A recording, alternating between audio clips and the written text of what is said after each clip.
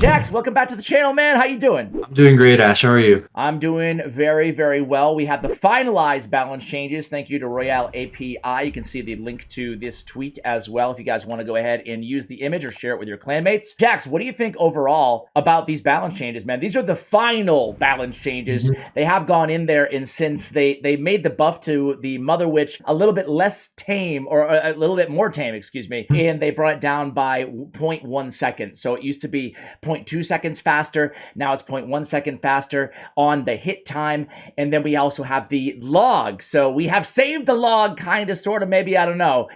Tower damage, instead of the knockback, is going to be the nerf. And that's going to be from 30 to 20%, minus 33% tower damage. So let's start there, Jax. What do you think about the log and the Mother Witch? Do you think those are the right calls? I think they were definitely the right calls. I mean, I'm pretty sure all of us remember how toxic the Mother Witch was when she was super broken that one time, like a little after her release.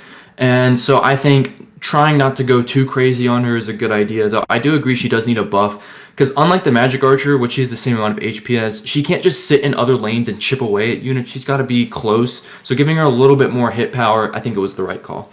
Totally agree with you. By the way, Jack's going to share his top 5 decks for after the balance changes as well, so stay tuned for that in just one moment.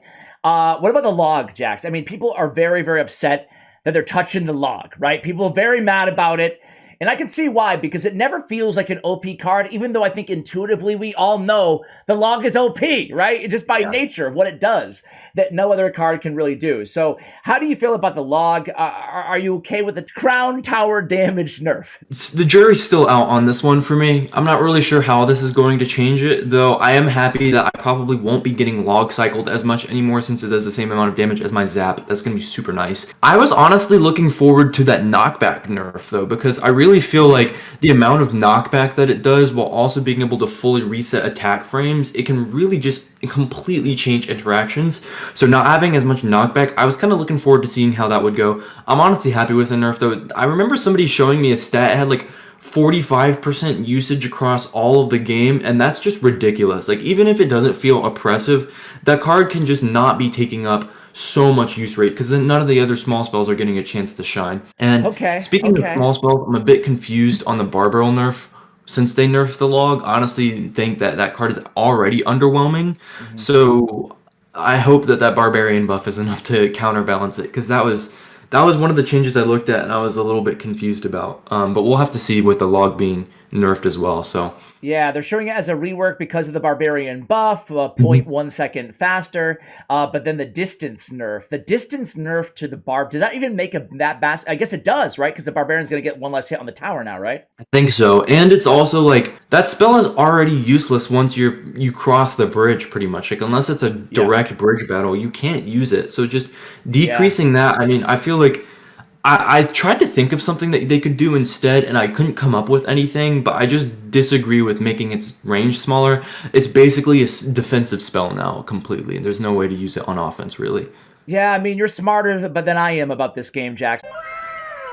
But personally, I would have rather see them buff, zap, and snowball, leave the Barb Barrel alone, you know, just give the Barbarian buff and keep log the way it is and see what happened. How do you feel? Will this impact bait in any way? Like, you know, what archetypes? We're going to get into the decks in a minute here, but before we do, you know, looking at all of this in totality, do you see a major meta shift in any way? Well, spoiler alert, bait is one of the decks I'm going to share because I think it is going to be one of the most broken decks in the meta after this, because E-Giant is going to become popular, and Bait has a very nice matchup against E-Giant. You're getting both of the small spells that counter the Goblin Barrel fully with a tank nerfed, which is going to see them being used much less. I would say, even if it was a log nerf, if it was a log nerf on its own, Bait would probably come out net even, because it uses log. It needs that chip damage much more than you think.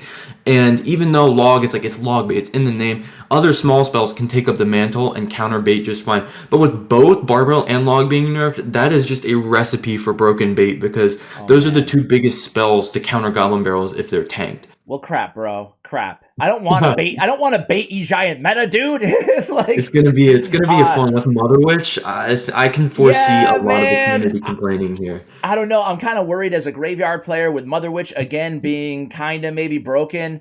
Especially, I just don't love facing E-Giant. I don't think anybody does, right? It's one of those annoying cards. I think the burrowing speed is going to relegate the Goblin Drill to kind of back where it used to be, which is like more niche a little bit, like used by maybe some of the better players. I think the Skeleton King is going to be still really strong, 18 skeletons, and I think that the Royal Ghost nerf was on point. Those are kind of my quick thoughts. Do you agree or disagree with any of that before we move into the decks? I agree with you on Skeleton King. In fact, I have him in 2 of the 5 decks I'm getting ready to share because I really feel like this change is not going to do much. I feel like what they needed to do was make his ability radius smaller or have the skeleton spawn faster to make him more spellable, because right now he's kind of counter resistant to spells. A lot of skeletons will survive. Drill, I really don't. I think this might actually even be a buff, because it's like the cannon cart. You know, when they made the cannon cart slow, everybody was like, oh no, and then it turned out to be a completely different card. I feel like Drill is going to be the same way because it will allow you to stack units while it gets ready, and the main problem with the Drill is that it's very difficult to defend once it's on the tower. The Royal Ghost, I'm borderline on that one. You know, I'm a Ghost user myself. I can see how it should be nerfed. What? My bad. No, I was going to say you're biased. Go on. Yeah, I'm biased. I mean, but like, it's only in Royal Giant and Bridge Spam, really. I mean, I guess Bridge Spam is actually pretty popular now, which is weird, even though it's not very popular on the highest of ladder. It's very popular otherwise. So I'm not opposed to that nerf. I think it is slightly questionable when compared to needing like a Fire Spirit nerf, but it's not the end of the world. And Night Witch, I'm happy with that buff. I think she needed one, and I think that's a decent way to do it, because her death bats and bats in general are just very controversial. So giving her a little faster hit speed, I think that's a good one. All right, guys, let us know what you think of these balance changes, these finalized version of the balance changes. Let's go ahead and take a look at the decks. All right, here we go. Top 5 decks after the balance changes. Deck number 1. All right, so I realize that a lot of the decks I'm sharing have champions in them, so I will give you guys substitutions if there is a viable one instead. So the first one is Logbait with Mighty Miner. This deck is super strong already, and both of the spells that counter are really getting nerfed. I see the log is in there. I think that's going to be fine still because of the 3-card champion cycle. Allow you to rocket cycle if you can't break through with the Goblin Barrel. And the cannon is a really underrated building now. It just became strong overnight a couple seasons ago, and I'm a cannon supporter now. I think it is a very great building for you to use. It's a common card as well. Other than Mighty Miner, which you can put Valk in for, this deck is pretty easy to upgrade, having only 1 legendary and 1 epic. And I think it's just, or actually 2 legendaries, but I think it's very, very strong. Okay, sounds good. Bait is going to be running rampant. That's the kind of like the Riley version of the deck too, so really, really good. Next one is going to be, what is this? Barb Hut! So, oh no! Yeah, this is an old deck. Very old deck. Yeah, I made a few substitutions. Yeah. I put in the Zap for the Barbarian because, you know, I think the Zap is actually going to be better overall, especially with Fireball. You can Fireball Zap things away. It's going to be great. I put in E-Barbs because E-Barbs are just super strong right now. And this is a very free-to-play friendly deck. It is only 1 epic, and it is, like, really toxic. If you're one of those players that just enjoys It was so toxic he froze! I think he was saying if you're one of those players that enjoys really, really, really toxic decks, this is the one for you. So as we get Jax back, hopefully in a second here, let's go. And I would say, guys, you can add in the flying machine for the archers right here if you want to. So go ahead and make that substitution a little bit more fireball bait. Let's try to get Jax back and go on to deck number 3. The third deck that I have is this super strong Pump Bow Queen deck. With the pump and the super quick cycle allows you to really get a lot of pumps on the map. Once you have a huge elixir advantage, you can just start going Xbow with your 3-card cycle. If you don't have a champion, it's not really going to work as well as it could, but I would recommend putting in Musketeer. It could still work and be a lot of fun for you. I hate this deck. The fourth deck that I have is this Goblin Drill Skeleton King deck. I really think that the Goblin Drill is getting a buff here, or at least not a nerf. I think it's still going to be super strong, and the Skeleton King and Skarmy synergize really well. If you don't have Skeleton King, I would recommend putting Valk in for the Skeleton King and Guards in for the Skarmy. And the final deck is probably the most toxic on here. E-Giant Mother with Golden Nightmare. Yeah, no, I went absolutely crazy here. I saw somebody playing this. E-Giant Golden Knight Mirror is just absolutely ridiculous. You can get down 2 Mother Witches and turn everything into pigs. Dark Prince and Golden Knight do well for ground. You have plenty of air. E-Giant getting a buff, super toxic here. If you don't have a Golden Knight, you can put in, I think a Bandit will work. It'd be an interesting deck. Bandit or, there's another card I'm blanking on that I can't think of right now. But that deck does Goblin Cage. You can put in a Goblin Cage. That's what I was thinking of, and it would still work.